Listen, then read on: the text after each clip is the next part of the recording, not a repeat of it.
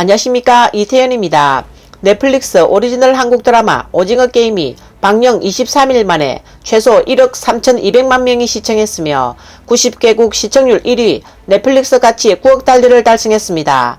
비록 중국에서 정식 출시되지 못했지만 오징어 게임이라는 주제는 웨이보에서 20억 명의 관심과 42만 건의 리뷰를 불러일으켰고, 극중 게임 마스크, 의류 및 기타 관련 제품도 타오바오에서 불티나게 팔리며 큰 관심을 모으고 있습니다.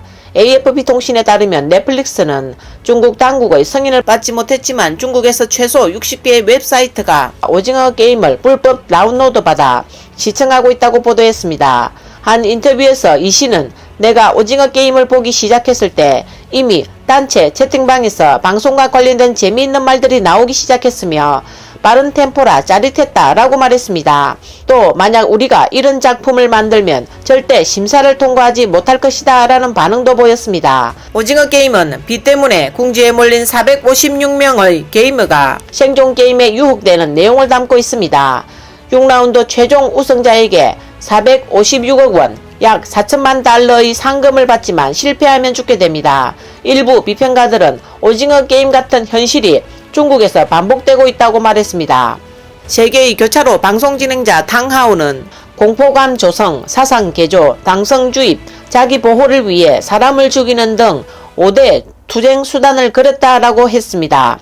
그는 이 드라마는 공산당이 어떻게 인간을 박해하고 인성을 소멸시키며 인간을 비인간적으로 개조했는지를 폭로하는 동시에 소수 자본가들이 세계를 공산주의로 몰고 간다는 예언이라고 말했습니다. 마지막까지 살아남은 우승자도 사실은 패배자라고 말합니다.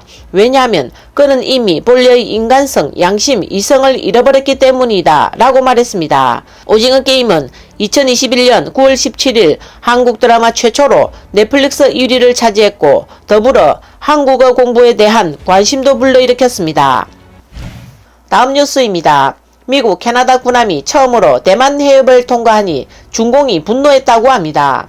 10월 17일 미 7함대 버크급 이지스 구축함인 듀이함이 캐나다 헬리콥터급 경비함인 위니펙함과 합동으로 대만 해협을 통과했습니다. 이날 중공은 지역의 평화 안정을 위협한다고 맹비난했습니다. 7함대 대변인은 두 함정이 14일에서 15일 대만 해협을 걷는 것은 미국의 자유롭고 개방적인 인도 태평양 해역을 수호하겠다는 데 동참하는 것이고 또 동맹국 및 파트너의 약속을 보여주는 것이다 라고 말했습니다. 중공 국방부 대변인 서순위는 대만군이 대만 해협 주변을 통과하는 외국 항공기와 선박에 대해 전면적인 파악과 검토를 하고 있다고 응답했습니다. 시진핑의 국사이자 인민대학교 국제관계학부 부학장인 진칸룽은 웨이보에 이번 캐나다 함대 연합을 미국이 대만 문제에 개입할 능력이 있다는 것을 베이징 당국에 보여주려 한다라며 다음에는 호주나 일본이 될 것이라고 말했습니다. 최근 CNN은 전문가의 분석을 인용해 중공은 매체를 통해 대만 무력 협박을 강화하고 있지만 당분간은 대만 침공 가능성이 낮아 향후 1년간 대만 침공은 거의 없을 것이라고 보도했습니다. 일본 도쿄대학의 마스다 야스히로 교수는 자유아시아방송과의 인터뷰에서 중공이 대만을 공격하지 않을 것이 분명하다라고 말했습니다. 중공 군용기는 대만 방공식별 경계지역에만 출입하므로 위협이 크지 않다고 말했습니다. 마스다 전 총리는 1995년 대만 해협 위기 때 중공군이 출병하지 않겠다고 미국 측과 약속한 것을 언급했습니다. 당시 리덩후이 총통은 베이징 당국의 태도를 알고 국가 수호를 강화한 덕분에 재선에 성공했습니다. 중공은 대만 무력 위협이 미국 동맹국들의 협력 강화로 이어진 것을 교훈으로 여기지 못하고 있으며 이는 베이징 당국의 자업자득입니다.